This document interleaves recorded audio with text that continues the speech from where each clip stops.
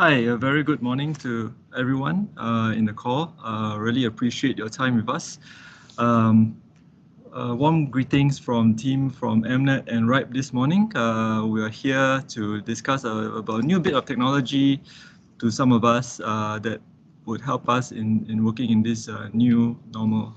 I'm Kenneth, the Microsoft Business Lead for Amnet Technology, and I'll be here with my team, together with Rhipe's team, to really lay down some of the ground knowledge about how WVD, or Windows Virtual Desktop, can actually help you in actually normalizing operations within your organization, or even improve certain efficiencies that you're planning to drive. So we have a few items lined up this morning. It's a very interesting time slot, just right before lunch, and I think at least there's a motivation at the end of this session for all of us. So we'll be running through the following topics. Okay, I'll be going through a quick opening about laying the foundations for why WVD is something that we could be looking at. How is it more relevant now? It's not a new technology, but it is becoming more relevant in the current situation.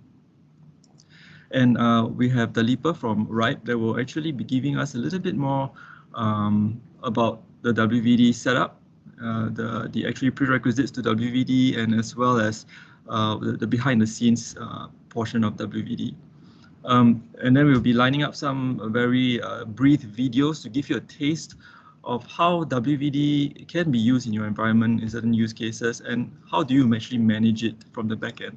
So we'll be going through a round of live demonstrations for this session. And then we will be having a quiz. There will be prizes, I heard, that will be quite good. So please stay put with us and go through this session. I hope it's also informative. We would like just to update everyone here about what's the latest and the greatest, so that you can be better apprised of certain IT decisions moving forward. So the quiz could probably help solidify some of the knowledge that will be coming out from this session.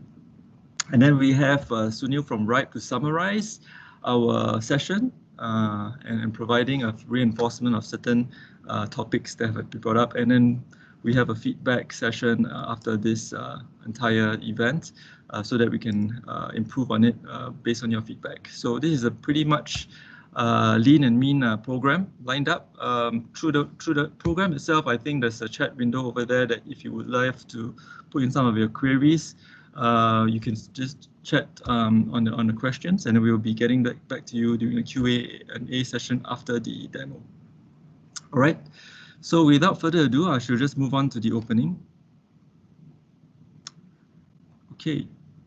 Yeah. So one of the main things about the current situation, I think right now we're no strangers to them. We come from different organizations. We come from different backgrounds in different work methods. The current pandemic definitely has been a topic on how our organizations are constantly adjusting to meet health and safety regulations, as well as to preserve our efficiencies and effectiveness.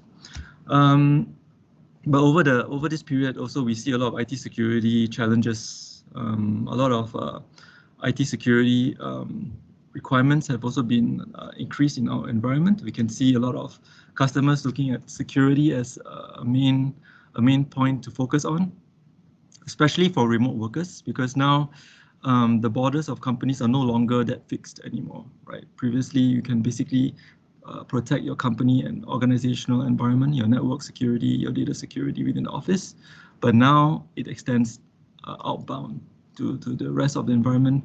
It could be a home office and things like that. So you can even see in terms of from the media, we've got giants like Garmin being attacked by ransomware due to certain malicious files that were stored or transferred from machine to machine. And you've got a lot of phishing scams, which reinforces ransomware attacks, right? So this is basically an environment that we're in right now. And cybersecurity is definitely one of the main topics. But besides that, there are other actual topics of focus that seems to actually be on the minds of IT decision makers as well. And if you look at it, then the second major one from a source enterprise strategy group, this was in June this year.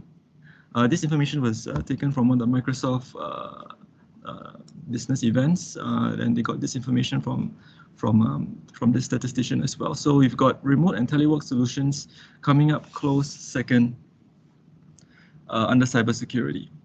And I think sometimes these two topics, cybersecurity and remote telework solutions, they're almost contravening each other, because how do you keep an environment secure while remote working, right? So these are really things that are on our minds right now. We have the public and cloud infra services coming up third, and then we've got endpoint devices management, which is all related. So basically, we're all related topics here that are actually on the minds of most of us. So with all this information and intentions from different organizations, the main points would be, as stated below, the driving points would be endpoint management. How do we maintain and secure the business edge, right? The business edge is no longer just the edge of your network, but it's the very endpoint that you are giving to your users, and it's operating from their network or whichever network they can come from. How do you secure your data? How do you secure your content? That's another topic to talk about. Not pretty much in the area of what we're going to talk about this morning, but yes, data security, about securing content, is another concern. And of course, visibility. How are my endpoints doing? How's my data doing? How's my data flowing? Visibility is another challenge, especially in this remote work environment. Right? So how do we then maintain our employee experience, and how do we minimize impact to productivity? How do we actually work collectively even though we are not together physically? That probably falls into the area where Microsoft has productivity solutions such as Microsoft Teams, and how teams can actually help organizations work collectively remotely. And I think we all are aware, if you are keeping up to date, Teams is constantly being updated, especially recently, with new features to enable productivity from a remote working environment. Security and compliance concerns remain. VPN and data center capacity issues is another issue, right? I think even some of us here probably have not planned our VPN appliances to take on 90% of the company when it was supposed to be 25% of the company earlier on, right? So even networks have to be earmarked to be upgraded. VPN throughputs have to be monitored. Sessions lifetimes have to be minimized to allow VPN connectivity to be shared better. So even the basic VPN connectivity discussion points are rising up on that. And budget and resource constraints. We used to have machines that are sitting in the office being used by our staff, and now we will have to provision them with either laptops or to lease some of the laptops to them in an urgent basis. So that's another concern about getting the budgets for those. So these are the challenges that we seem to face. So how about WVD? Well, Windows Virtual Desktop is something that Microsoft has had for months already, actually, even prior to the pandemic. But because of this pandemic, Microsoft has seen much needed growth in the usage of this. And the technology came pretty much timely when Microsoft was really bringing the product into maturity. And so this morning, we would just want to share this product with everyone here, the technology behind it, and let all of us be apprised of this option, should this option be necessary for certain scenarios. And with that, I would like to hand over the time to Dileepa for his sharing of the WVD principles. Dileepa, all yours. Well, thanks, Kenneth. Good morning, everyone. Let me start my screen. All right. All right, so hope you can see my screen. I'm gonna share. All right, guys. So I'm just gonna give you a kind of a little bit of background about WVD, right? So kind of bits and pieces of the WVD infrastructure and the idea, right? So before I get started, I'm Dileepa Rajapaksha. I'm working here at Rhipe as a Azure technical specialist. I'm also MVP and MCT. And yeah, you can follow me on Twitter and follow me on LinkedIn. If you have any questions or doubts, you can even email me, or maybe you can connect with me from the social media. So let's get started. So in our session, my session, I'm going to discuss a little bit about what is actually virtual desktop or WVD, and then why we are using actually the virtual desktop and how it is actually working at a high level, and then couple of requirements that you need to have in order to work with WVD and set of use case scenarios for you to get an idea and how much it will actually cost in a little bit of a small example. So what is actually virtual desktop, as Kenneth also suggested a lot of ideas in his presentation. So WVD is kind of a virtualized desktop. Think it as your second desktop or maybe your desktop running on cloud. So you don't have any hardware running on your side. So you just log into your machine and entire machine, actually the desktop is running on the cloud. So it's actually help you to virtualize both desktop as well as applications. You can even log into the desktop as it is that you are seeing in Windows 10, and also if you need applications only, you can actually virtualize applications, just only the application that you are going to use. And you can leverage Windows 10 multi-session deployments, and you can get the full scalability when it comes to Windows 10 multi-session environment. Also, you can get a fully virtualized Microsoft 365 apps to run multi-session scenarios as well. And another thing that even not only Windows 10, you can even use Windows 7 virtual desktops with the extended security updates at the moment. And then you can even manage Windows 10, Windows Server, and Windows 10, 7 desktops as well as applications. So just to give you a small idea how it works. So in this diagram, you can see in this side. So if I show you in this side, so this side, you can see this is the part where Microsoft is managing. You can see that clearly the Microsoft infrastructure is coming, compute, CPU, and the storage where you are going to store your data, your users data, and then you have networking portion. So where the network is going to use. And other than that, you can get fully virtual desktop experience and services like clients, brokers, management, as well as gateways, diagnostics, load balancing. These are the services that are available. So underneath the infrastructure, using these services and the Azure infrastructure, you can connect your users, end users in the desktop environment, right? So they can get full desktops as well as remote applications. Those are the two ways that you can deliver applications as well as desktop experience. Say for an example, you only need your users to use Windows, let's say Office 365 applications, or maybe Word documents, or maybe any other applications. So basically you can focus on remote apps. And if you need your users to use a virtual desktop or a full desktop experience, you need to go with the full desktop experience. So you will see these experiences in our demo in the next session. So you can use leverage Windows 10 Enterprise multi-session, Windows 10 Enterprise, Enterprise, as well as server, and Windows 10 7 Enterprise full desktop. And also you can leverage these management policies like image policies, app policies, and even user identity management and VM sizing, network policies, as well as management and identity.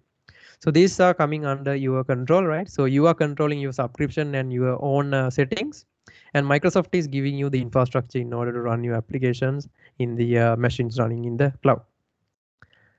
So why we actually need to use virtual desktop? So I don't need to give a huge understanding why we need this one, because you can see that at the moment currently we have huge issue coming in, right? So with this pandemic, so if you relate that pandemic with these scenarios, say for an example, so before we get into the pandemic and we need to move your employees or your users in your organization to the remote locations, and we had to rent out some machines and give it to them. So but if you used virtual desktop, so it is very quick and cost effective way of deploying the applications and virtual desktops for your end users without even buying any hardware devices. And what you can do, you can ask your employees to use their own devices, bring your own devices, and they can log into the applications and the data and everything on the cloud you are providing by your organization.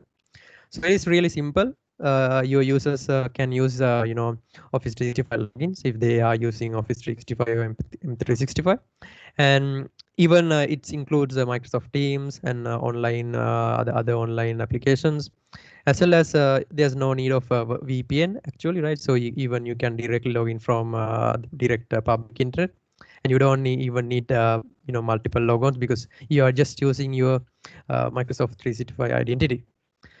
And also you can leverage managed services such as high performance. Say for an example, you need a kind of a requirements where your users are using high performance machines. Say for an example, a machine with high capacity and GPU powered. So then you can leverage Windows Virtual Desktop environment to deliver the applications and the desktops with high performance. And most importantly, security and compliance is one of the best thing that you need to focus. So when your computers are running, when your employees are actually running, working from home or maybe from remotely, right? So the biggest threat is the security, because when employees are working, your employees will get attacked by a lot of ransomwares and some other vulnerabilities. And when it's come to that situation, you don't have any control of their machines. You don't have any idea what is happening. But if your applications and the desktops are running on the cloud, you have fully visibility what is happening in the user's end. And then when it's come to compliance, obviously, if it is a financial organization, the financial data is really sensitive. So if your employees are working from home and then they are saving their data in their own laptop, and then the data is actually saved under their own laptop or maybe the laptop that they are using. So then the data is not really compliance when it's come to GDPR. So what you can do, you actually move into the cloud with virtual desktops. So you can keep the data on cloud. So your user actually using the data on cloud and saving the data to the cloud, but they are not saving any data in the machine that they are using offline. So other than that, this is a kind of a high level idea how it works. You can see in this diagram. So I have given here two things, right? So this is the data center. Say this is Azure data center that is in Southeast Asia in Singapore. And this is your organization premises, and this is the people who are working from home. And what you can do, you can see that Bob and Clara actually are working in organization premises. You don't actually need to buy any new devices. So this is one scenario. So what you can do, you can ask your users, basically the Bob and Clara, to bring their own devices, their own laptops, or maybe a mobile phone. And then you can provision machines, right, desktops as well as apps in Azure, right? So they are leveraging this single machine in this example, right? So this machine and is running in cloud, 2 vCPUs and 4 GB. And this machine is actually limited than capacity, but you can allocate multiple users for this single machine running on the cloud. You can put all these users, right, in this example. So if there are 10 users, they can leverage this entire machine. And other than that, if you look at the working from home scenario, right? So users are the Linda and the John is actually working from home. They are actually not bringing any devices from your organization. They are using their own laptop. And then what they are doing, they actually log in to their actual environment, Windows environment, from their home environment. So it is just directly from the public internet. Then the entire infrastructure is running on the cloud. So RAM, CPU, and everything is running on the cloud, and you are just seeing the stream of desktop in your machine. So that is the high level idea how it works. So there are a lot of other things that we can do with this, right? This is a kind of a small idea. Okay, just to give you more a little bit background, right? So in this example, you can see the workload is running on Azure. So this is the machine, right? So imagine this machine in Azure, right? So we have 8 CPUs and 32 GB of RAM. So these are the users that accessing the same machine, right? So you have multi-session capability. So multiple users will be accessing multiple machines. This is a kind of a many one-to-many scenario, one machine to many users. So that way you can reduce amount of money it is going to cost. So this is one-to-one scenario where you give actual personal desktops for each and every user, right? So this user you are giving one machine, this user one machine. So this is going to be a little bit expensive because you are allocating one machine for each user. So because of that, the resource utilization will be not really great, because sometimes CPU will be idle and there's kind of a underutilized capacity. And other than that, you can create a kind of a way that you can divide your users into departments. So in this example, so you are using host pools. This is a kind of a host pool where you are putting a lot of machines, right?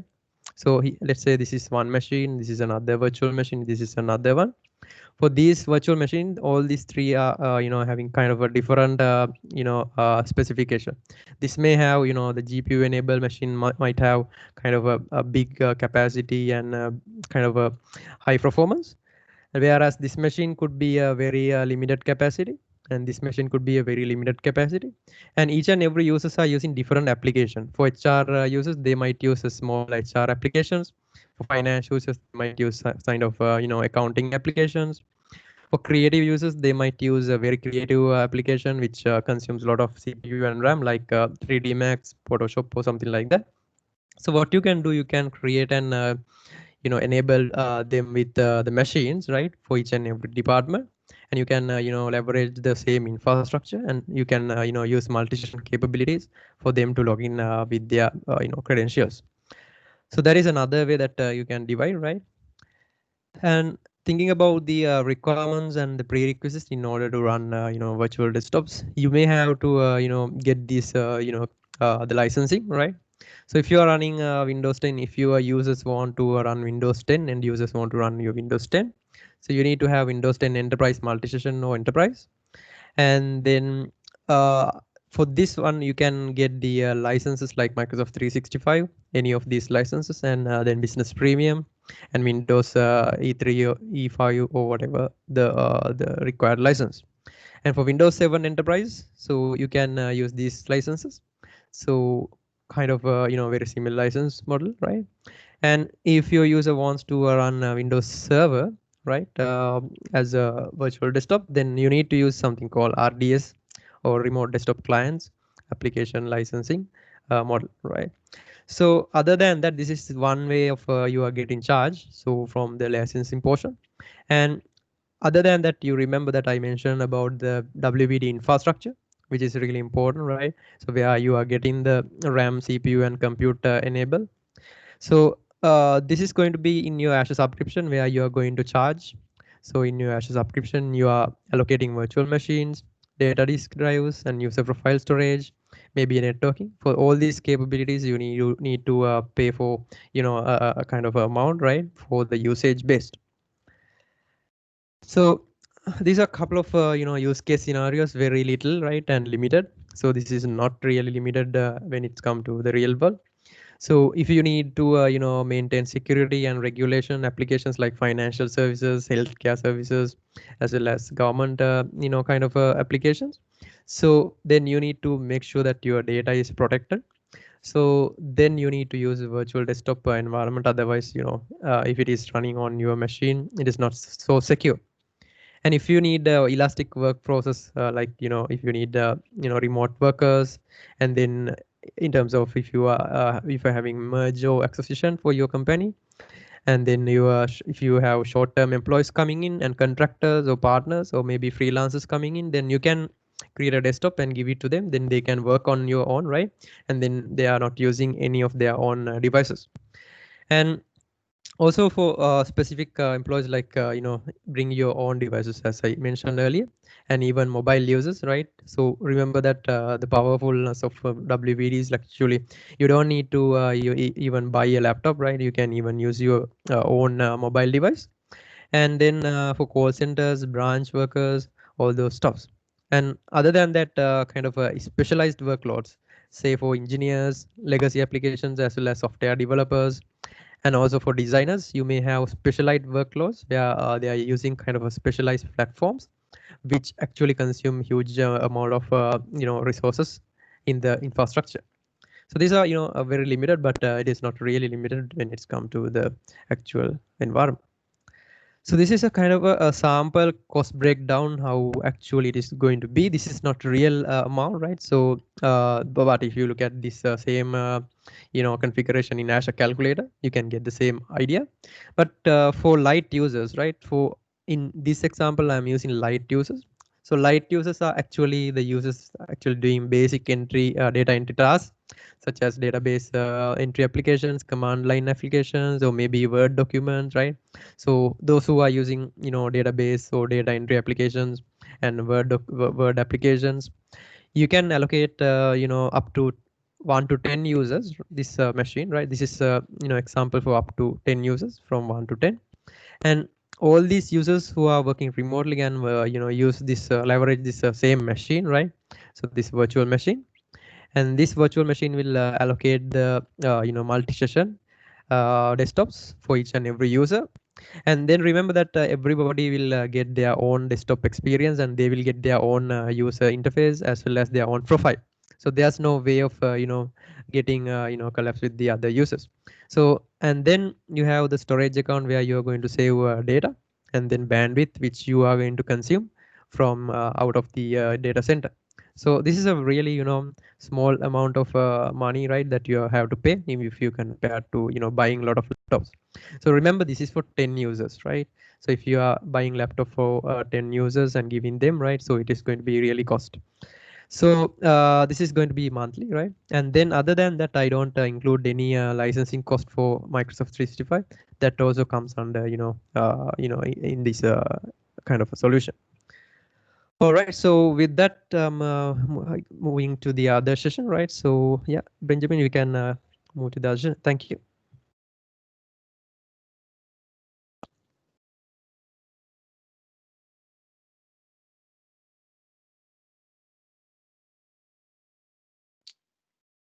Thank you, Dilipa, for the good sharing. Hi everybody. My name is Benjamin. I'm from Amnet.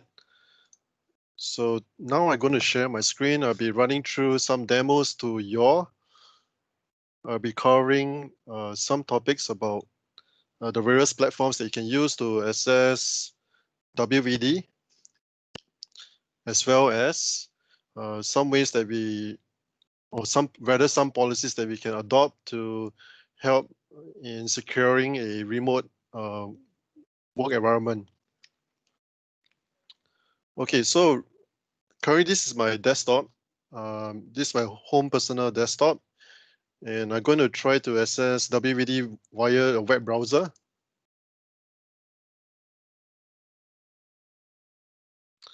Can you all see my screen? Okay, I believe it's all good. Yep. So the WVD is actually a web. There's a web base, so you just have to access it via this URL.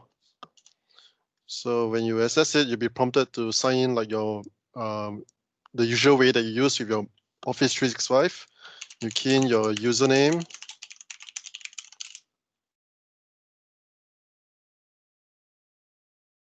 You key in your password. For Amnet, we have ADFS, but it's not really required. It's optional.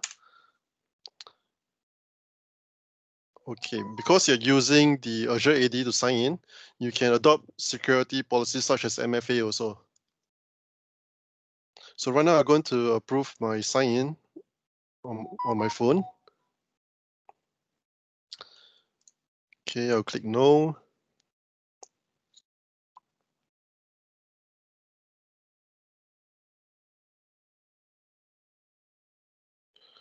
Okay, so over here, what I have is are the resources that I can access. I can, we'll start from the right-hand side first. The first one on the right is the default desktop. So this is a full desktop experience. And the rest of the icons are the remote apps. So meaning that, let's say my computer doesn't have Microsoft Access or Excel, I can click on it and I can get to use this application to do my work. Okay, so let me talk more about this web URL here. So this is actually a gateway, which is maintained by Microsoft. There's also a public certificate, which Microsoft provides.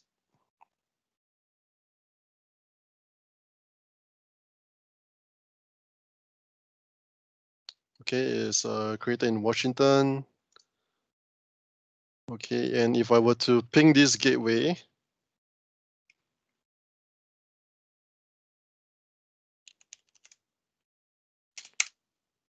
can see that it's actually redirected me to a Singapore site. So I will do an NS lookup to see where this gateway actually lies in. Okay, so Microsoft is actually using a traffic manager to load balance the traffic. So if you access it from Singapore, you'll be directed to a Singapore gateway. This gateway can also be considered as a bastion gateway. So it's secured and maintained by Microsoft.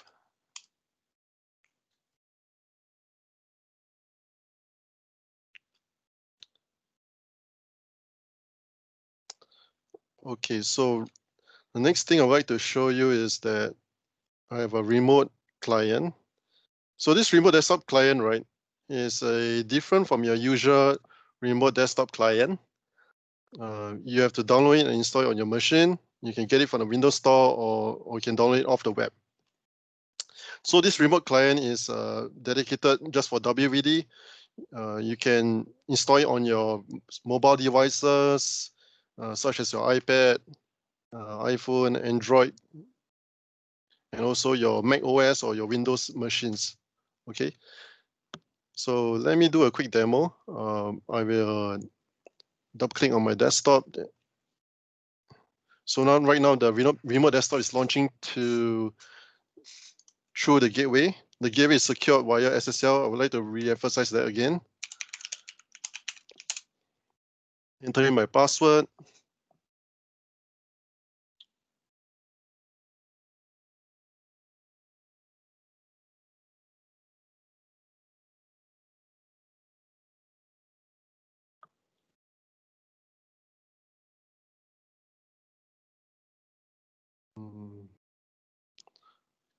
Okay, and I'm in. All right. So this is a Windows 10 multi-session image that we have used. This means that a single user multiple users will be able to use this same host machine to log in. And this is only uniquely available in Microsoft Azure. It's not found as an on-premise image or something like that. Yeah. Okay, so while inside this Windows desktop, you can see that these are the local drives of this WVD machine, but I'm not able to create stuff or edit stuff inside. Yeah, oops. Maybe I'm an administrator, so I can do that. Yeah. So what the user can do is that they can also access on-premise resources, such as a file server. So this file server that I'm going to access is going to be from my on-premise office. Okay, it's slowly opening because this is a very slow file server.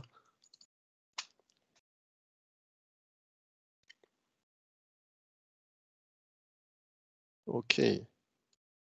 So right now I've opened up a document.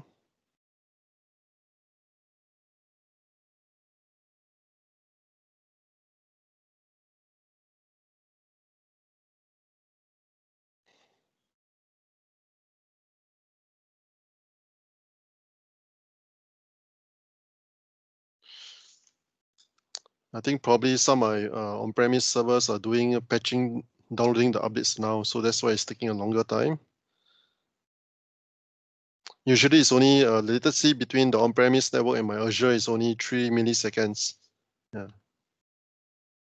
Okay, so right now I have some information here that I would like to copy out of my desktop.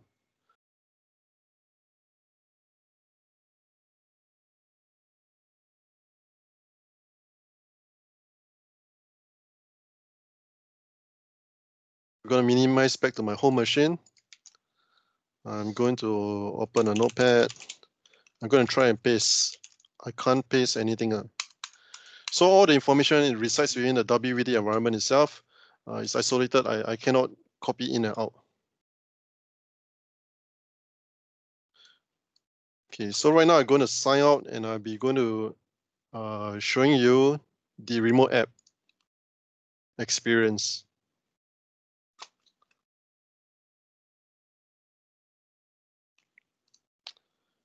So let me launch the Microsoft probably Excel.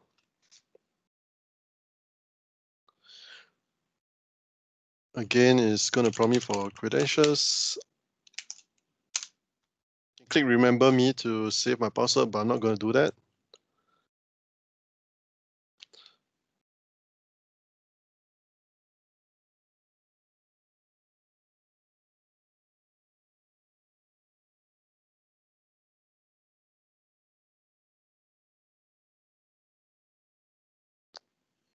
Okay, now Excel is here. I am able to create something. Let me create a monthly budget document. And when I try to save it, I have the option to save it to my OneDrive only or to SharePoint. However, I'm not able to save it to my own local machine. So if you see this PC here, when I right click properties, it's actually showing the WVD machine. And I wouldn't be able to save to this C drive. So in most cases that people would, the most common practice would be saving it to OneDrive for usage. And with conditional access, you can limit your OneDrive sharing to external parties as well, or your OneDrive access. Okay.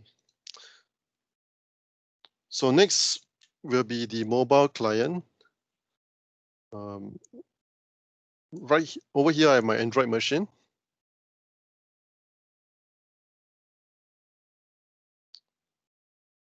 So same thing, this RD client is a dedicated client.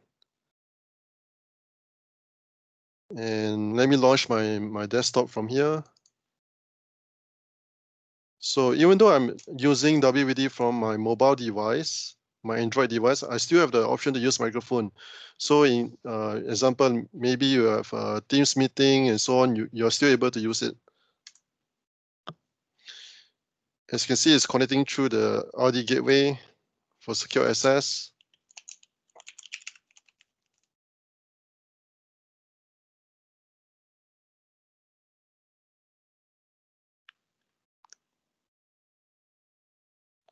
Oops.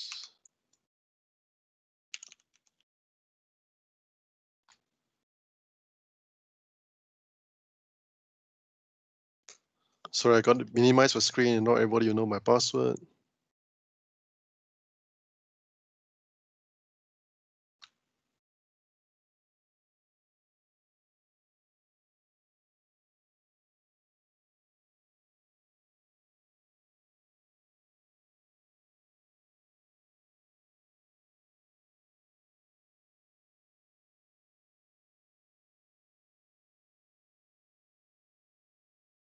All right, so this is my desktop on my mobile phone.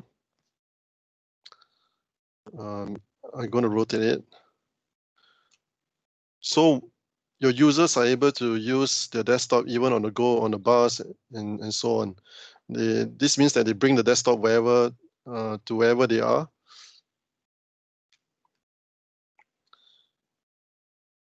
All right, so I'm done for my demo. Can I continue to show you more about the WVD on how it can auto expand? So I hand it over to Kenneth. Thanks, Ben, for your segment.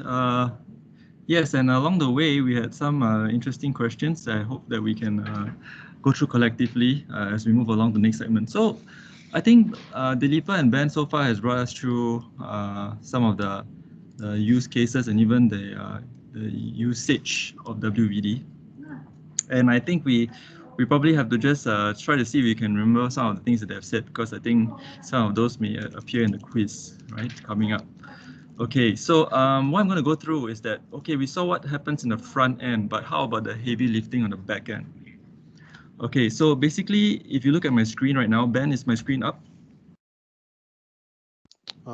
Yes. Okay, so this is basically, for us that are already using Azure, this is the Azure portal, and we can see that's basically a Azure Blade that is already able to show our WVD session hosts, right?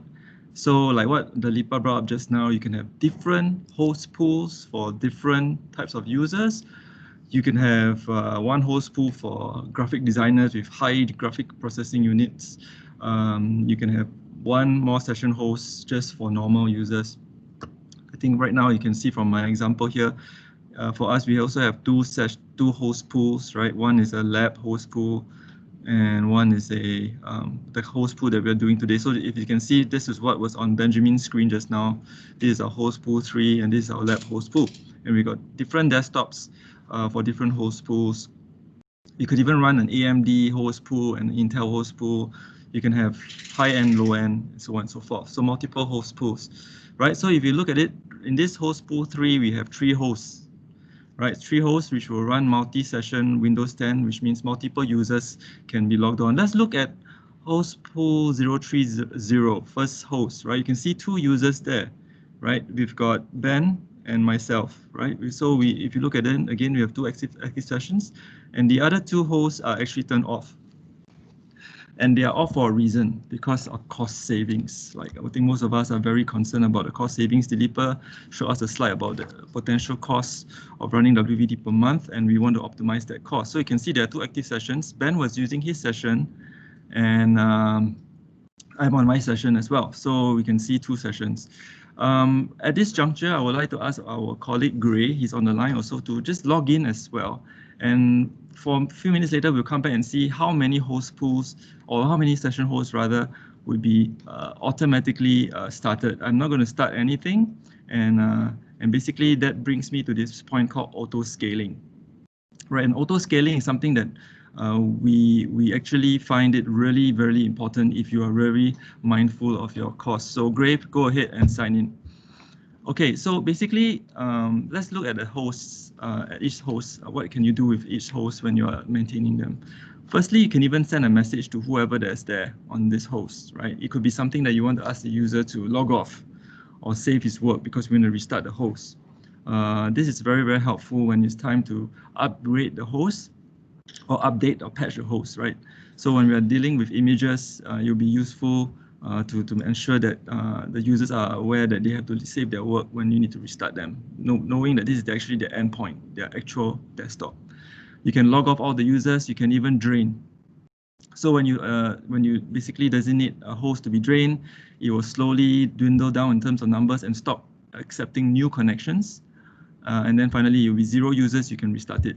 So this is part of the load balancing mechanism that's available in WVD, right? Largely, there are 2 main types of load balancing mechanisms. Okay, you've got the breadth first and depth first load balancing mechanism. What does this mean? Breadth first basically means if you've got 3 session hosts and they're all running, then all the users will be spread equally across all of your session hosts. This is very good for performance because all of them are running warm, right? Depth first is more cost savings, right? So in a sense, you do not send users to the second host until the first host is fully used up. And what we mean by used up is basically how do we peg the number of users per CPU? Like what the Lipa brought up just now about CPUs, different CPUs and different hosts. Basically, we can decide how many CPUs to be given to a certain user. Like what he mentioned, light users may only use half a CPU or maybe a quarter of a CPU, which means if you have 1 CPU, you can squeeze 4 users in them because they only use 25% of the CPU. But if you have a power user with running Teams, running Word and everything, you probably need 1 CPU per person. So if you're running an 8-core machine, you have a maximum of 8 users. So basically, you have this load balancing algorithm to ensure that the users are having the best performance when they sign in into the desktop. All right. So we're looking at a host pool, and we see that there are 3 hosts and 2 active hosts. Now all of a sudden you see host 3-1 powered up for some reason by itself, right? So that is because it's preparing itself for another session, and one of our colleagues just signed in and is basically powering up to cater to that user. Okay, so that's called the auto scaling portion.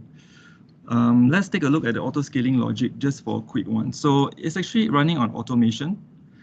If you were to look at the automation portion here, it's a scheduler that runs every few minutes, the amount of time you can actually allocate how many minutes to run the scheduler, it will basically do a check on how many CPUs are being used by how many users. And you can basically set the different parameters here. Like for example, we are mentioning that we are giving 1 CPU per user, a very aggressive threshold, because it means everybody on this host pool is a power user. So we are telling this logic app to monitor every few minutes. In this case, for our demo, is every 5 minutes, or sorry, every 3 minutes, how many users are on a particular session host, how many CPUs used.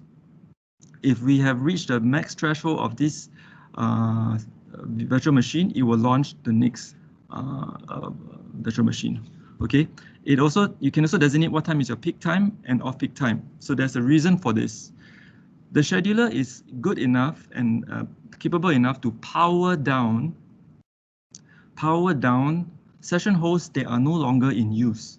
So for example, in the peak of the day, we're running 3 session hosts, all running. And when it comes to 1800 and the end of peak time, you can have the logic here to check that, oh, at 1800, one host seems to be able to cater to everyone. So as the users start to log off from the individual session hosts, this logic will actually power down the extra machines, leaving minimum 1. So as you can see here, there's a minimum number of session hosts, 1. You probably want to leave 1 to run through the night because you have some users probably working late, right? So they will be able to continue to work on the session hosts. And the next question you probably will ask is that, okay, if you power down 1 virtual machine, how about the files stored on that virtual machine? What if the user wants to resume work at midnight and it's powered off? Well, basically the files that the users are working on will be stored on their user profiles, just like what we do right now in Windows 10. It's just that it's going to be stored in a different location, so it can be accessible by all. Okay, so basically the auto-scaling logic takes care of that. And if you were to look at the run book, you can even see it in action. So let me just see if we can just look at a quick one here, the jobs that have been done. You can see the logic as it is actually trying to understand that you will power up a VM. Okay, at this juncture here, there's no need to start because it just monitored 3 minutes. It's already started host 0 and 1, so there's no need to start any further ones. But you can already see the reports here and its considerations on how many allocated and how many running. Right, so in this particular case, no need to start any more further hosts because there's only 3 users on the system. So if you go back to the session, if you go back to the host pool again, you can see 3 of us running on the host. Yep. So our colleague Gray should be on 3-1. There, he's there.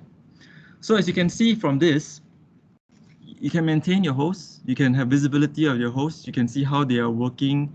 What's their performance like? You can put their performance on a dashboard to just monitor if they are running under capacity or over capacity. You can see this is session host 0, the one that Ben and I is on. And you can see this is 1, which is this is from what's Gray is on. So I think very soon the metric will go up again. I think he's not using much. So you can monitor your desktops, right? Very differently from how you would monitor your users' laptops in a sense.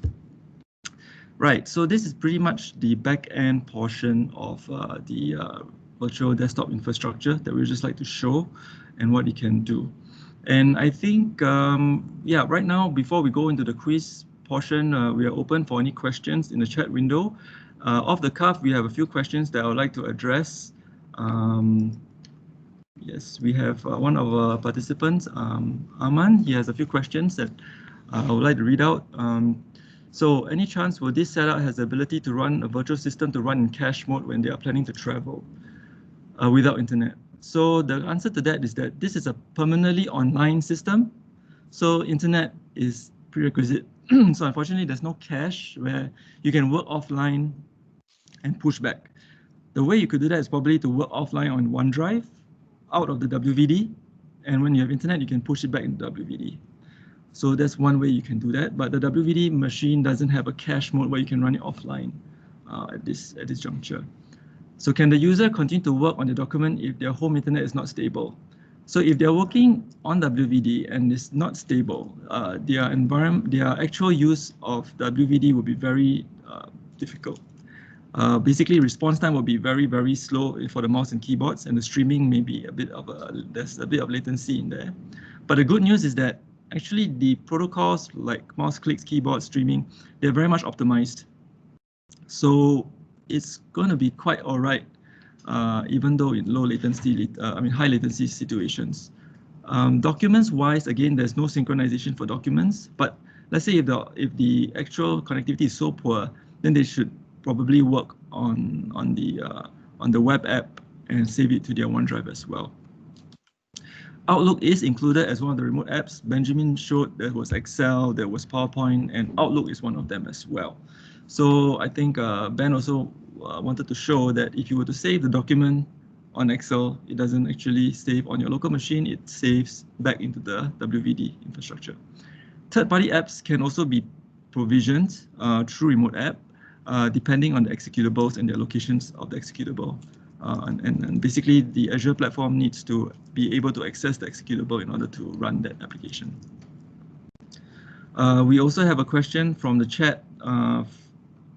Let's see, I saw a question on the chat. Okay. A common use case to, okay, John actually mentioned that a common use case to download a copy to local drive to work on Outlook, any way to function in WVD. When Benjamin showed the secure lockdown WVD where you can't drag and drop in and out, that's an option, right? You can allow drag and drop in and out if you would wish to. But if that is a lockdown situation, the only way you could do the document transfer would probably be through OneDrive. We can save the OneDrive file into your OneDrive and then retrieve it later from WVD. Or you can send an email to yourself, which, well, I think OneDrive is probably a better thing now to do nowadays. Yeah. So, so far we've got these questions. We can have another few seconds for another question if needed.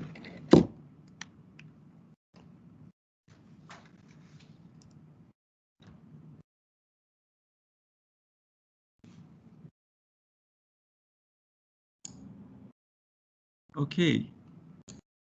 If not, I am very conscious of the time. We're coming to the noon time already. We can always have the questions sent to us, sent to Win for compilation. And without further ado, we should move on to the quiz. So Win, it's up to you now for the quiz. Back to you. Okay, thank you, Kenneth. Hi everyone, I'm Win, marketing of Amnet Technology. So now is our quiz time. Let me share my screen first.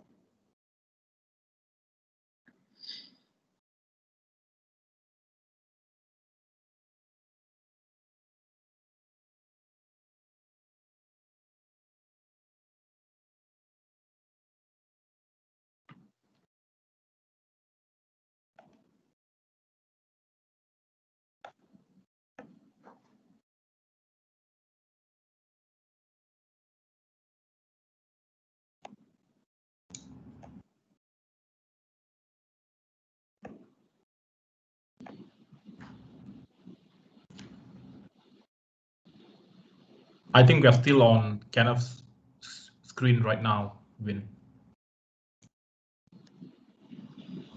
Yep, it's switching. Yep, okay, finally.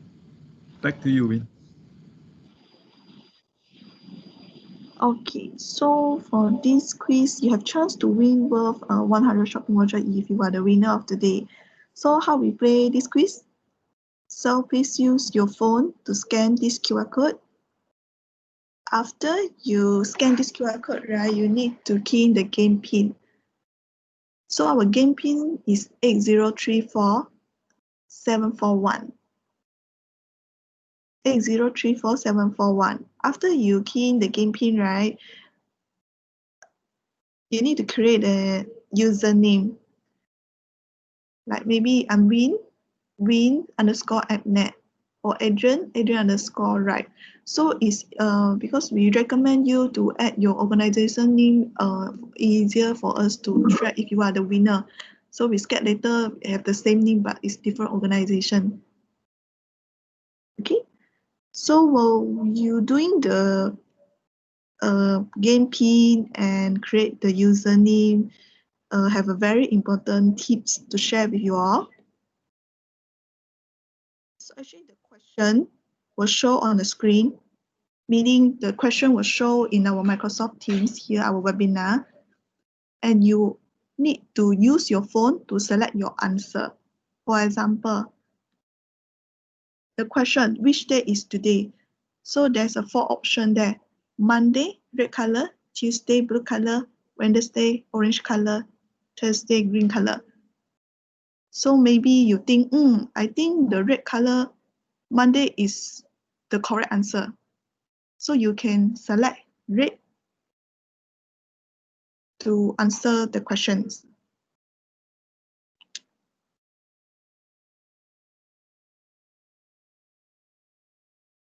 Any question?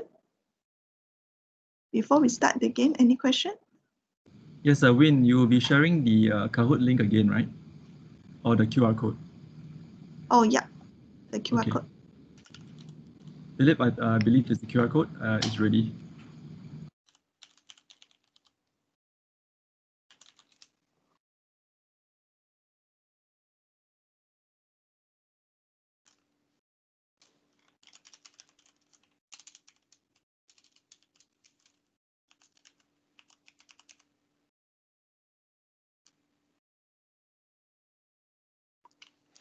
Would suggest that you all use your mobile phone for the game lah.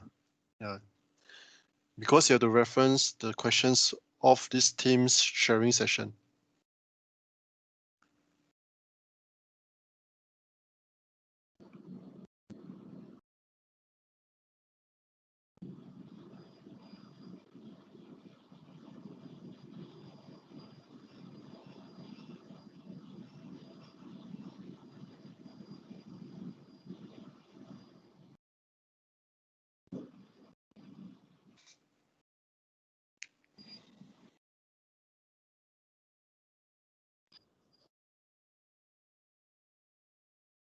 So I guess if we're all ready, we should be good to go to start the game. Okay.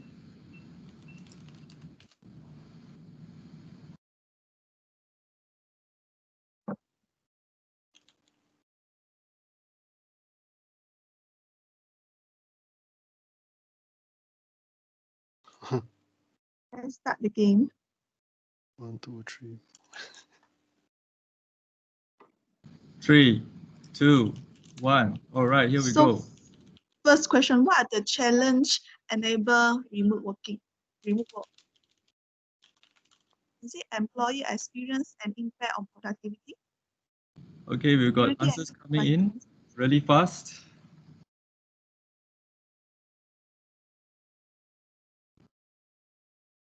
Let's see. Wow, everyone correct. Okay, as you can see, it's quite a short time frame, so we get ready for the next question, everyone. Ben, you're reading the next one? No.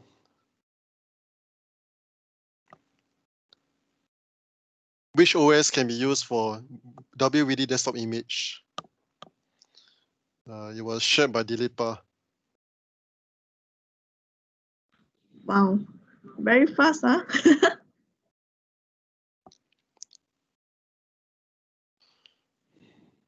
So our first place now is Eugene. Okay, next question. Windows 10 is preferred OS for Windows Virtual Desktop. Why?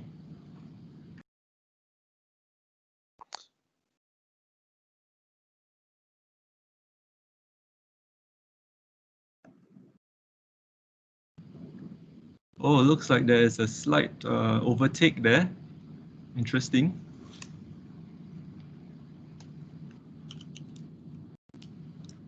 Where can WVD be hosted on? Is it Azure? AWS as Azure? Azure as on-premise or AWS?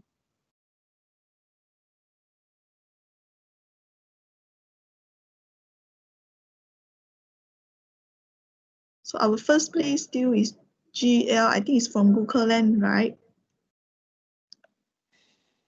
Next question, Ben. Select supported platforms for users to connect to WVD. So what are the different platforms that can connect to WVD?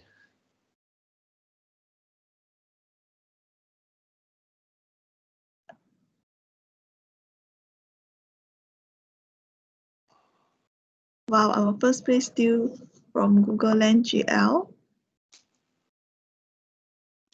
Okay, next question. What are the benefits of Windows Virtual Desktop?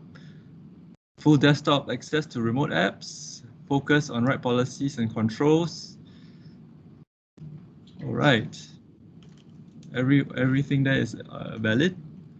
And we have SK overtaking the top spot. Okay, our last two questions. Next. WVD is available for usage.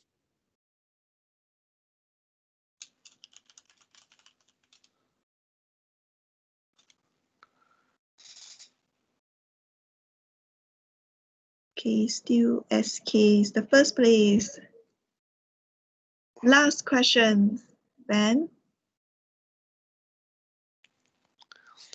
WVD allows users to connect securely to the WVD infrastructure because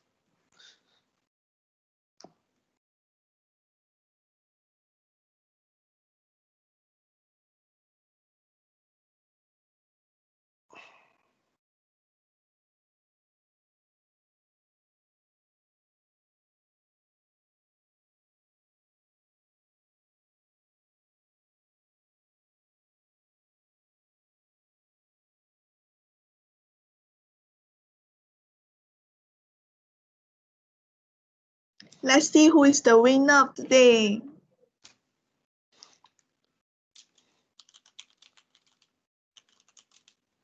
soon. So we have Ming Su on third place, Sebastian on second, and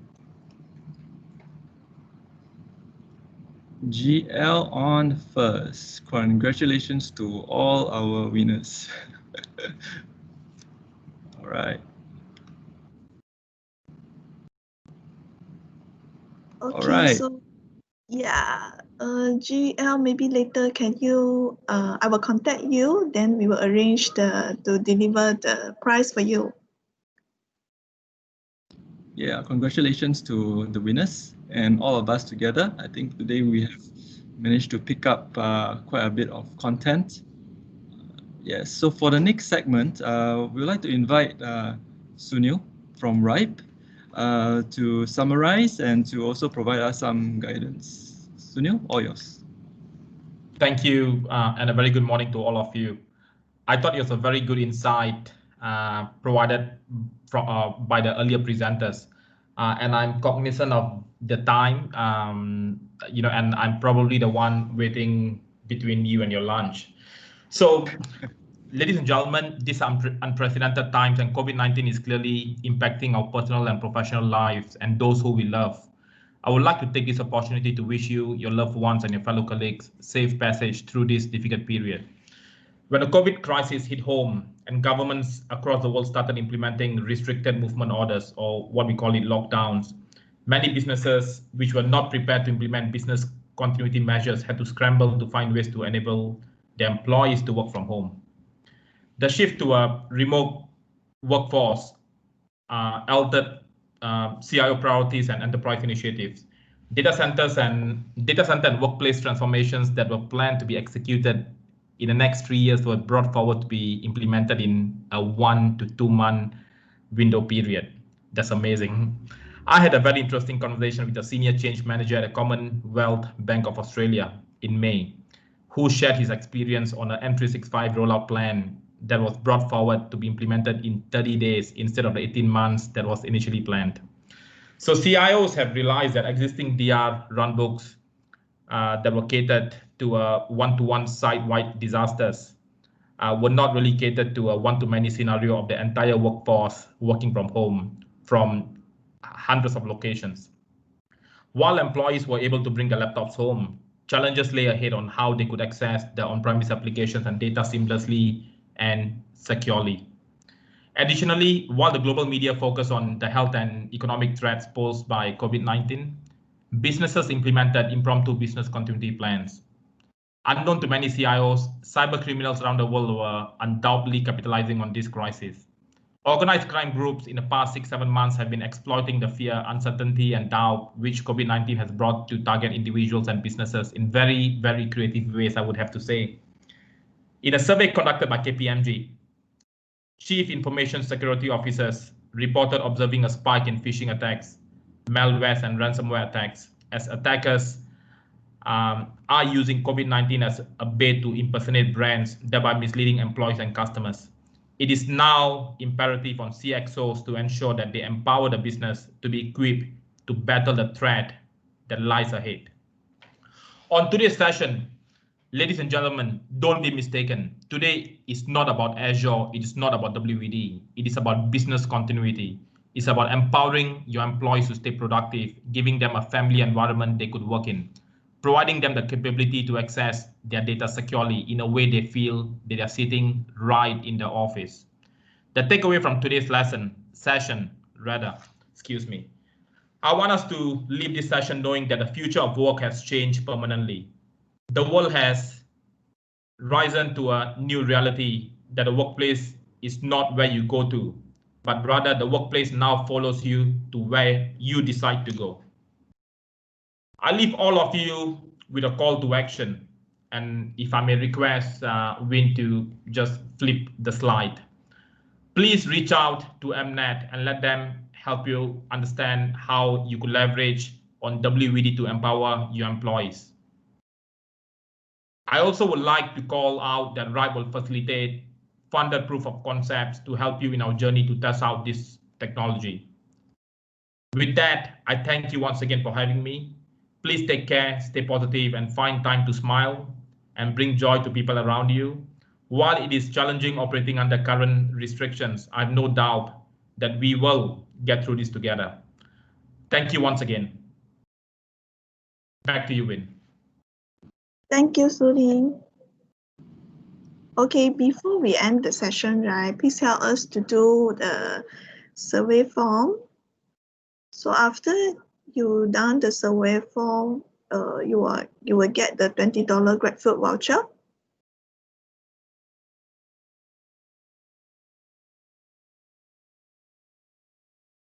Yeah. So anything, Kenneth, do you have any, Ben, you have anything want to add on? I think really thank everyone that joined us today. You could be somewhere else, but you were with us today, and it's really appreciative of that. Again, a good shout out to the Rhipe team, Dilipa, Adrian, Sunil for really gracing this event, partnering with us in this journey. And of course, our own teammates, Ben, Win, Girish, Gray, for getting this ready and up and running. So really enjoy the rest of the week and the day. And that's all we have for you today. Win, back to you. Thank you. Thank you, everyone. I appreciate your time and support. Thank you, Kenneth. Hope this session is fruitful for you all. Thank you, everyone.